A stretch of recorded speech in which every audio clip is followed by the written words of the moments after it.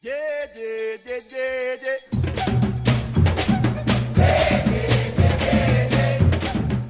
Panacée, une émission qui vous veut du bien. La Panacée, une émission contre tous les maux.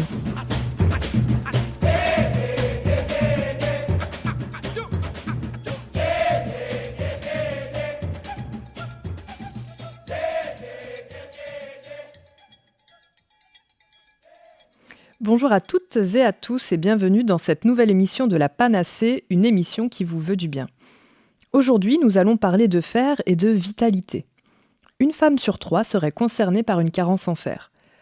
Lorsqu'une carence en fer est établie, le premier réflexe est souvent la supplémentation. Pourtant, trouver l'origine de la carence est essentiel.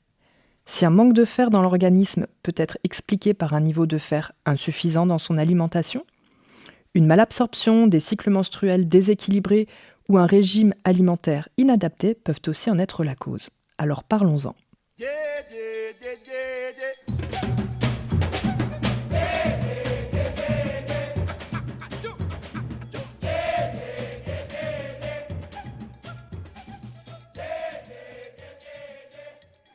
Malika Cécile, pour commencer, peux-tu nous expliquer ce qu'est une anémie en fer ?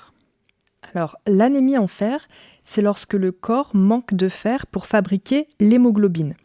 Cette protéine qui est essentielle dans les globules rouges et qui permet de transporter l'oxygène dans tout l'organisme. Lorsque les niveaux de fer sont insuffisants, le sang n'est plus aussi efficace pour faire circuler l'oxygène, ce qui peut provoquer de la fatigue, des palpitations, des maux de tête, voire des étourdissements. Les femmes enceintes, les adolescentes, les personnes ayant des règles très abondantes sont particulièrement vulnérables à cette carence. Petit aparté, mais est-ce que l'on parle de la même chose quand on dit carence en fer et anémie ? Pas tout à fait, effectivement. La différence entre carence en fer et anémie en fer réside dans le degré de gravité de la situation et l'impact sur la santé. Je m'explique. La carence en fer désigne une insuffisance de fer dans l'organisme. À ce stade, la quantité de fer est certes insuffisante pour répondre aux besoins de l'organisme, mais elle n'a pas encore conduit à une diminution du nombre de globules rouges, ni à un problème de circulation de l'oxygène dans le corps. Une carence en fer peut être présente sans symptômes évidents, bien que certaines personnes puissent déjà ressentir de la fatigue, de l'irritabilité, des troubles du sommeil. Il est encore possible de rattraper la carence en fer à ce stade en augmentant l'apport en fer, soit par l'alimentation, soit par des suppléments, avant qu'elle ne devienne plus grave. Quand on parle d'anémie en fer, c'est un stade avancé, où l'insuffisance de fer a conduit à une diminution du nombre de globules rouges et donc à une altération de leur capacité à transporter l'oxygène en raison d'une production insuffisante d'hémoglobine. L'anémie nécessite généralement une prise en charge médicale plus poussée, incluant souvent des suppléments en fer ou parfois un traitement adapté. En résumé, la carence en fer est une forme précoce du manque de fer qui n'affecte pas encore gravement la fonction des globules rouges, tandis que l'anémie en fer est une forme plus avancée où la capacité du sang à transporter l'oxygène est compromise. Quels sont les signes visibles d'une anémie en fer ? Quand les réserves en fer de l'organisme sont épuisées, une anémie due à une carence en fer va se développer. Cela peut entraîner une pâleur de la peau, une fatigue excessive. Même certaines personnes décrivent avoir des difficultés de récupération à l'effort, s'essouffler beaucoup plus vite. Les capacités d'apprentissage et la concentration peuvent être altérées également. Lorsqu'elle est sévère, l'anémie peut causer une gêne respiratoire, des vertiges, une augmentation de la fréquence cardiaque. Et parfois, une aménorrhée, c'est-à-dire l'absence de règles, peut être observée. En dehors de l'anémie, la carence en fer peut induire des ongles aussi en forme de cuillère, très minces et concaves. Le syndrome des jambes sans repos, avec son besoin irrésistible de bouger les jambes tout le temps, peut être également lié à une carence en fer. J'imagine que nous n'avons pas tous les mêmes besoins nutritionnels en fer. Peux-tu nous en dire plus ? Oui, effectivement, les besoins en fer varient en fonction de plusieurs facteurs, comme l'âge, le sexe, l'état de santé, Les besoins spécifiques qui peuvent être liés à la grossesse, à l'allaitement, voire au niveau d'activité physique. Les recommandations générales en termes d'apport en fer sont exprimées en milligrammes par jour en fonction des groupes de population. Par exemple, un enfant de 1 à 13 ans va avoir besoin de 7 à 10 mg par jour. Les filles de 14 à 18 ans, elles vont avoir besoin jusqu'à 15 mg par jour. Alors que les garçons sur la même tranche d'âge n'auront besoin que de 11 mg par jour. Une femme adulte, en âge de procréer, donc on va dire 18-50 ans, aura elle besoin de 18 mg par jour, c'est-à-dire des apports beaucoup plus élevés qu'un homme du même âge, puisque lui n'aura besoin que de 8 mg par jour. Les femmes enceintes, c'est elles qui ont les besoins les plus élevés, puisqu'elles auront besoin de fer pour la croissance du fœtus et des changements corporels. Donc elles ont besoin de 27 mg par jour. Et les femmes allaitantes ont besoin de 10 mg par jour. Tu as déjà évoqué plusieurs points, mais peux-tu nous résumer les causes d'une carence en fer ? Alors oui, on peut synthétiser. Donc la carence en fer peut être causée par plusieurs facteurs qui peuvent aller d'un apport suffisant en fer dans l'alimentation à des problèmes de mauvaise absorption intestinale du fer, ou bien on peut aussi envisager des pertes excessives de fer, peut-être avec des règles hémorragiques, etc. Donc, un apport insuffisant en fer dans l'alimentation, ça peut être lié à une alimentation déficiente, par exemple des personnes qui ne mangent pas de viande rouge, pas de poisson, pas de légumineuses, donc entendez par là par exemple les lentilles, pas de légumes à feuilles vertes comme les blettes, les épinards, qui consomment peu de céréales riches en fer. Forcément, s'il y a tous ces éléments qui sont absents de l'alimentation, les apports en fer vont être insuffisants et donc ça peut créer une carence. Concernant les pertes en fer, il y a des femmes qui ont des règles extrêmement abondantes ou très très longues. Des fois, les femmes ont des règles pendant 15 jours. Donc elles vont perdre beaucoup de sang et donc beaucoup de fer. Donc ça aussi, ça peut amener à une carence, voire une anémie. Par ailleurs, les besoins en fer augmentent pendant la grossesse, on l'a vu tout à l'heure, et l'allaitement. Et très souvent, l'alimentation, elle reste sensiblement la même si les besoins sont accrus. Les personnes qui donnent leur sang régulièrement aussi peuvent perdre une quantité importante de fer par ce don. Et donc, il y a besoin de compenser ces pertes. Donc, il faut être vigilant quand on donne régulièrement son sang. Concernant les problèmes d'absorption du fer, certaines maladies gastro-intestinales, comme la maladie cœliaque, la colite ulcéreuse, la maladie de Crohn, l'ulcère gastrique, peuvent interférer dans l'absorption du fer au niveau de l'intestin. En effet, un intestin abîmé ou enflammé absorbe beaucoup moins bien les minéraux comme le fer. De la même manière, quelqu'un qui a un transit accéléré va diminuer le temps de contact du fer avec la paroi intestinale, et donc il y aura moins de temps pour absorber ce minéral. Dans ces cas, traiter la cause de la malabsorption est indispensable pour améliorer le statut nutritionnel en fer sur le long terme. Les interventions chirurgicales, comme la chirurgie bariatrique, qui est destinée à réduire le poids d'une personne, ou bien l'ablation de certaines parties de l'intestin peuvent aussi réduire l'absorption du fer. Il y a certaines situations, comme on l'a évoqué, où on a des besoins accrus. Les enfants et les adolescents qui connaissent une phase de croissance très rapide peuvent avoir des besoins importants en fer. Les athlètes aussi, en particulier ceux qui pratiquent des sports d'endurance, vont avoir des besoins accrus en fer en raison de la perte par la sueur et la destruction des globules rouges pendant l'effort physique. Donc en résumé, les causes d'une carence en fer sont vraiment multiples et peuvent être liées à un manque d'apport dans l'alimentation, à des pertes excessives ou à des troubles qui peuvent nuire à l'absorption de ce minéral par le corps. Il est donc important de consulter un professionnel de santé pour identifier la cause sous-jacente et adapter le traitement qui sera donné en conséquence. Bien écoutez, je vous propose de faire une pause musicale avec un mantra que j'aime beaucoup, le Ong Namo de Nirijan Kaur, et nous pourrons poursuivre ensuite cette émission.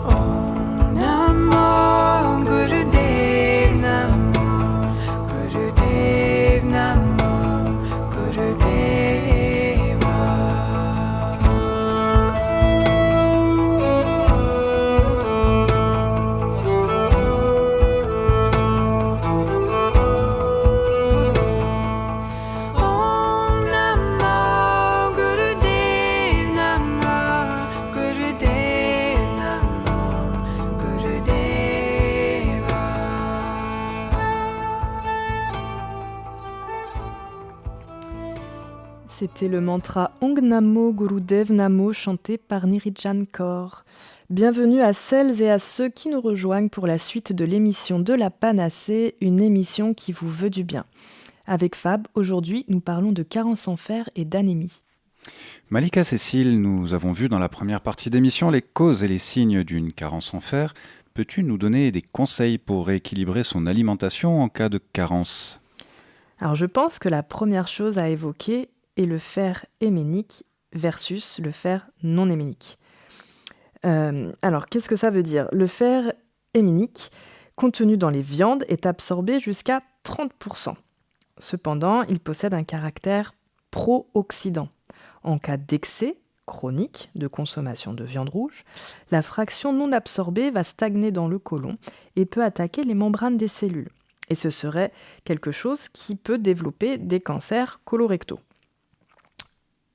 En face, il y a le fer non héménique, contenu dans les végétaux, qui lui est seulement absorbé à hauteur de 5%. Donc 5% versus 30%, on peut se dire, bon, il y a un problème de rentabilité. On le retrouve dans les légumineuses, les amandes, les noix, les noisettes, les cacahuètes, les céréales complètes, les épinards, pense à Popeye, et les légumes à feuilles vertes. Dans la spiruline, le mûrier jaune, il y a plein de sources alimentaires végétales de fer. Heureusement, il est possible d'améliorer le niveau d'absorption du fer non héménique en consommant des aliments riches en vitamine C en parallèle, puisque la vitamine C va augmenter l'absorption du fer. On pensera donc aux kiwis, aux poivrons, les brocolis, les citrons, les kiwis, les fruits rouges, tout ce qui pourra vous faire plaisir. Autrement dit, donc la vitamine C est connue pour augmenter l'absorption du fer. C'est la raison pour laquelle, généralement, on conseille par exemple d'ajouter du persil frais ou du jus de citron sur une salade de lentilles vertes, qui elle est très riche en fer. Mais il y a quand même des aliments qui, eux, vont avoir l'effet inverse.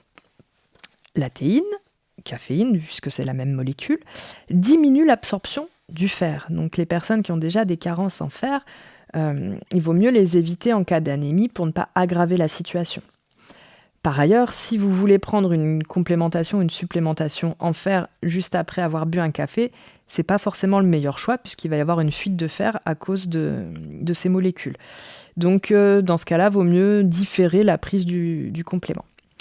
Concernant les produits laitiers, et en particulier le calcium qu'ils contiennent, ce calcium peut également bloquer l'absorption du fer lorsqu'il est consommé en grande quantité ou en même temps que des sources alimentaires en fer. Donc là, pareil, vigilance en fonction de comment vous cuisinez si vous voulez augmenter votre statut en fer. Ainsi, adopter un régime trop pauvre en vitamine C, c'est-à-dire en fruits et légumes, et consommer trop de thé, de café ou de produits laitiers, cela va desservir l'assimilation du fer alimentaire. Une alimentation équilibrée, riche en fer d'origine végétale ou animale, associée à des habitudes de vie favorisant une bonne absorption du fer, constitue un pilier essentiel de la prévention. Toutefois, il est important de consulter un professionnel de santé pour un diagnostic précis et un suivi adapté, surtout en cas de symptômes persistants ou de déficit sévère. Concrètement, que faudrait-il manger pour couvrir nos 1 à 2 grammes de fer par jour ? Oui, c'est vrai que en première partie d'émission, on a vu qu'on avait tous des besoins différents. On va donner une moyenne de 1,5 g de fer pour couvrir un besoin quotidien. Et donc, avec l'alimentation, c'est tout à fait réalisable si on fait des choix alimentaires judicieux. Donc, on va voir quelques exemples de repas, par exemple, pour aider à atteindre cet objectif. Au déjeuner, si vous prenez 100 g de poulet grillé, vous avez 1 mg de fer. C'est pas beaucoup. Si vous prenez une tasse de lentilles cuites, vous avez 6,5 mg de fer. Donc là, déjà, il y a un peu plus de fer dans les lentilles que dans le poulet. On en trouve aussi dans le quinoa, à hauteur de 2 mg par demi-tasse, vous voyez, donc c'est pas beaucoup. On en trouve aussi dans le brocoli, et avec ça, vous consommez une orange pour la vitamine C, vous aurez une meilleure absorption. Et avec une journée où vous avez eu ces aliments-là dans l'alimentation, vous avez couvert vos besoins en fer. Un autre exemple, si vous consommez du bœuf, 100 g de bœuf, vous avez 3 mg de fer. Du riz brun avec des épinards, vous arrivez aussi à peu près à 1,5 mg de fer. Vous prenez des graines de sésame dans votre journée et là encore, vous avez couvert vos besoins en fer. Pour les personnes qui ont besoin d'une complémentation en fer, quelles sont les meilleures formes disponibles sur le marché?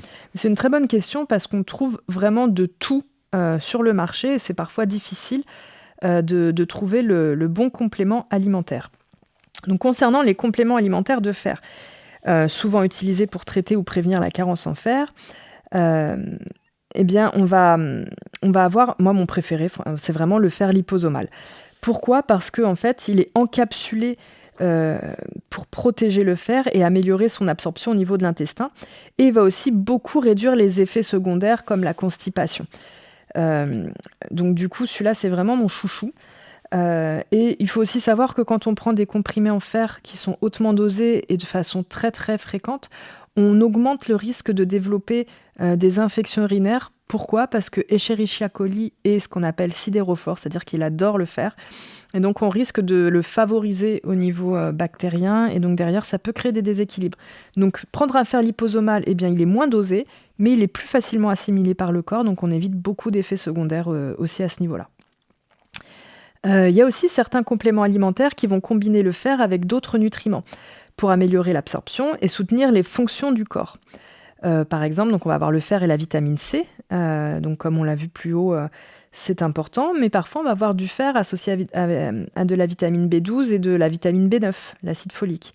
Pourquoi ? Parce que ces nutriments, ils sont souvent ajoutés pour les personnes anémiées parce que ça va avoir un rôle dans la production des globules rouges. Donc on va vraiment aider le corps à reconstituer ces globules rouges avec l'acide folique, la B12 et le fer. Et parfois, on voit aussi le fer associé au cuivre dans certains compléments. Le cuivre, c'est un oligo-élément essentiel qui va lui aussi aider à l'absorption du fer et à la formation des globules rouges. Donc c'est pour ça que certains compléments le proposent. Malika Cécile, vois-tu un autre point à évoquer avant de clore cette émission ? Alors, il est important de considérer pour moi la cause de la carence en fer.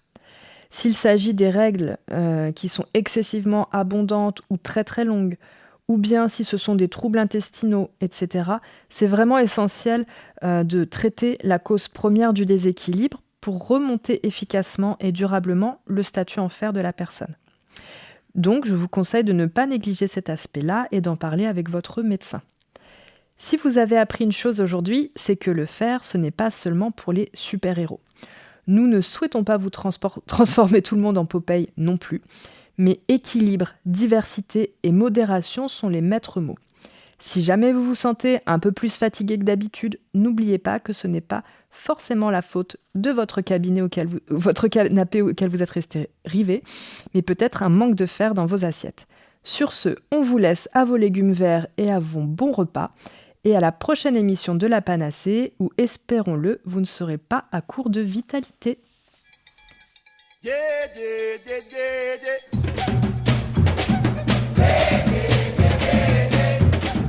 La Panacée, une émission qui vous veut du bien.